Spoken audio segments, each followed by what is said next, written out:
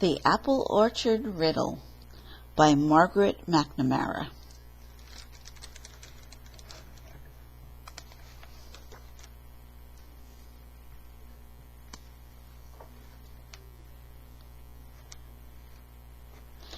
The kids in Mr. Tiffin's class were going on a field trip.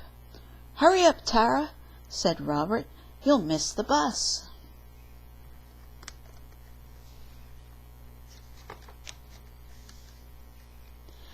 Tara took a seat by herself next to the window. She liked to look outside and wonder about things. "Tara's in dreamland again," said Anna. "The lights are on, but nobody's home," said Eleanor. Tara didn't hear them. She was too busy daydreaming.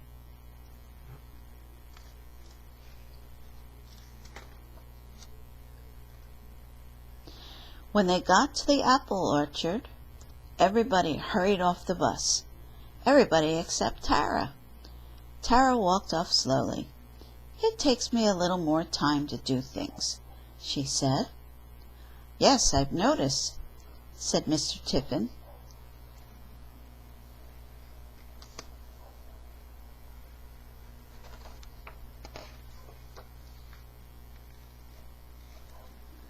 The class gathered around the orchard's owner, Farmer Hills.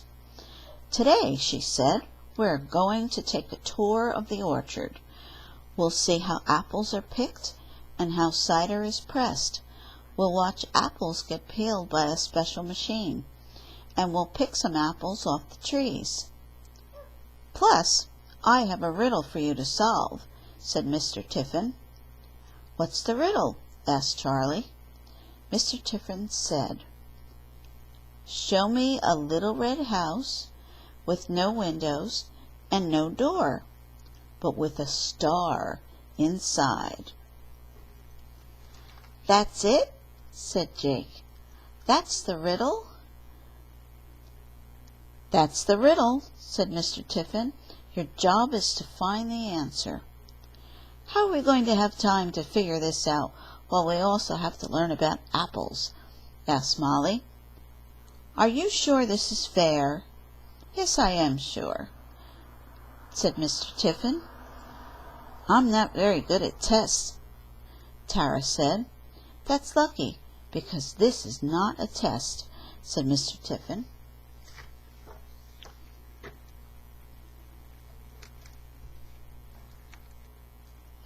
The class walked along a path lined with trees, stretching away as far as they could see. "We grow 20 varieties of apples here," Farmer Hills said. "Who can name some apple varieties?" "Macintosh," said Alex. "Granny Smith," said Jeremy. "Crispin, Fuji, Gala, Red Delicious, Golden Delicious, Malcolm." "Thank you, Eleanor," said Mr. Tiffin. "Our varieties ripen at different times, so we pick them from late summer to early fall," said Farmer Mills. "These pointy ladders are what we use to pick the apples off the highest branches." "I'm so tall I probably wouldn't need a ladder," said Robert. "Probably not," said Farmer Hills.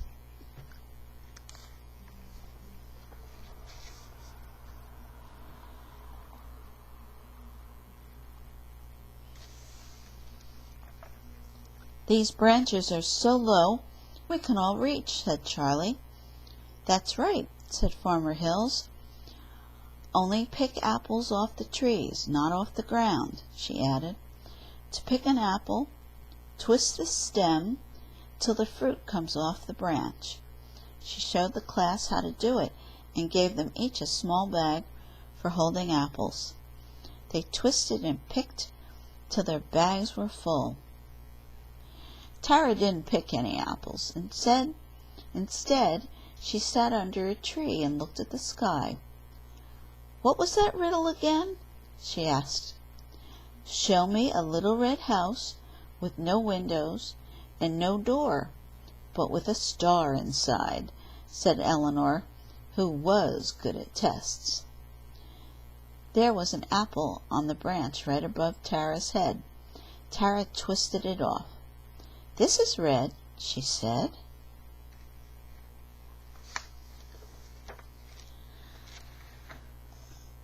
Farmer Hills showed the class where the apples were stored.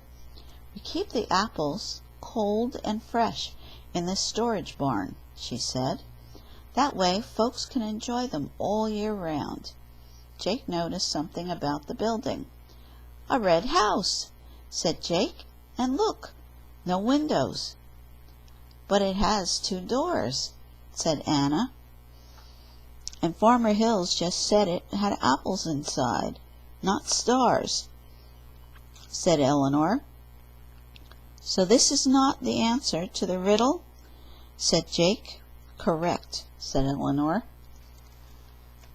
Tara wasn't looking at the barn. She was looking at her apple.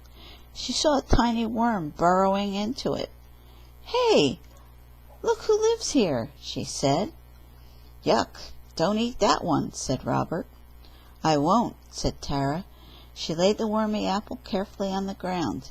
Mr. Tiffin tossed her an apple out of his bag, and she took a bite. At the cider press, Farmer Hills put on a raincoat and hat before she got close to the machine.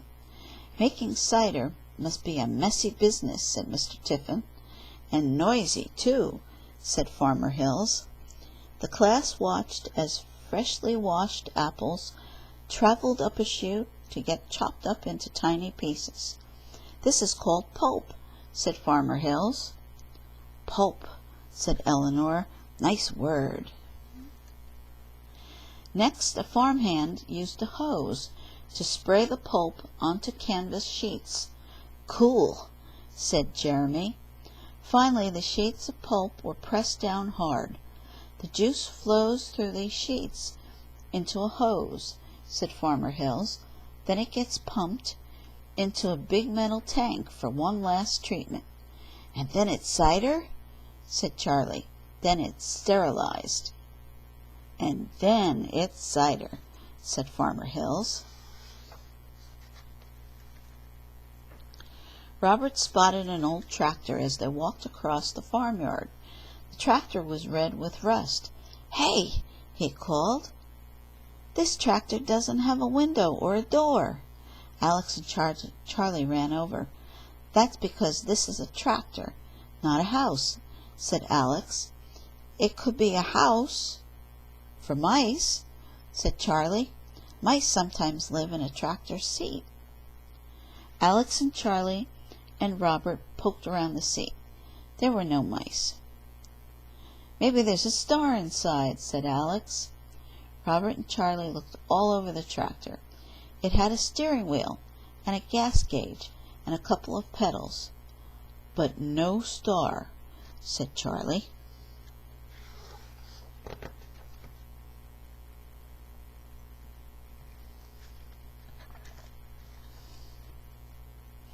The apple peeler was the next stop. "We used the peeled apples for pies and cakes," said Farmer Hills. She turned the machine on. It peeled each apple in the blink of an eye. "Whoa," said Jeremy. "That's fast. Do it again." Molly and Kimmy peered into the machine, but they did not get too close. "It's sort of red," said Kimmy, "even though it's also a little silver." "And there are definitely no windows," said Molly. "No door either," said Jeremy. "So we win." "Yeah, but where's the star?" Kimmy asked. The 3 of them watched as the machine peeled the apples, one after another. "No star here," said Kimmy.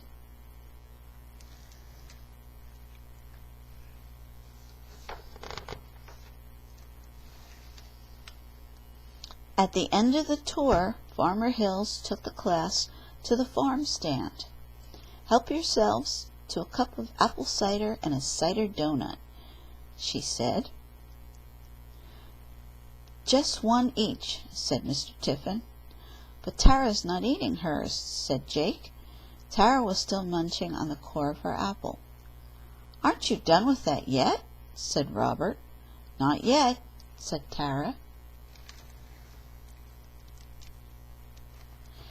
She chewed every last bit of it till she got to the seeds. "5 seeds," she said.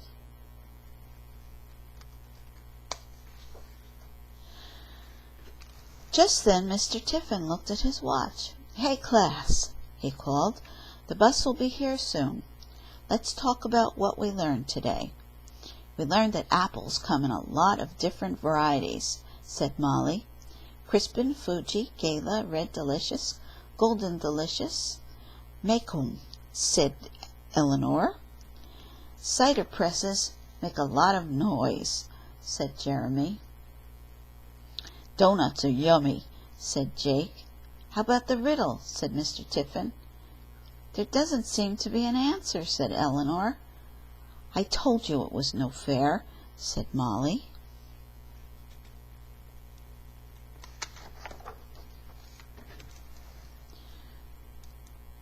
Tara walked over to Mr. Tiffin.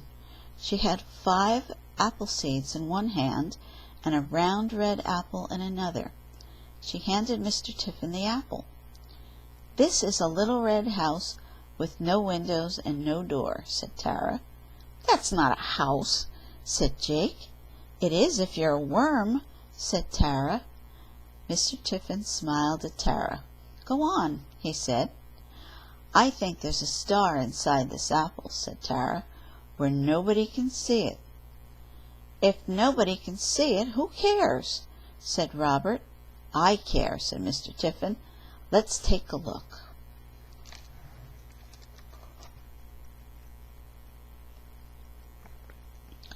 The class gathered round. Mr. Tiffin took the apple out of Tara's hand. "Where's the hidden star?" he asked. "You'll see it if you cut it this way, right across the middle," said Tara. Mr. Tiffin borrowed a small knife from Farmer Hill. He cut the apple in half right across the middle. Then he pulled the apple apart. The class could see its 5-pointed star. "Hey, Tara was right," said Molly. Just then the bus rumbled down the lane. "Let's give a cheer for Farmer Hill's class," said Mr. Tiffin, and they did. "The doughnuts were great," Jake shouted. The class grabbed their jackets and bags and ran to go home. "Come on, Tara," said Mr. Tiffin.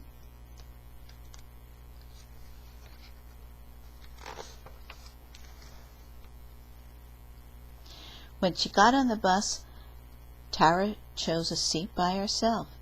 She took a bite of an apple with a star inside. Then she looked out the window so she could dream a little more. The end.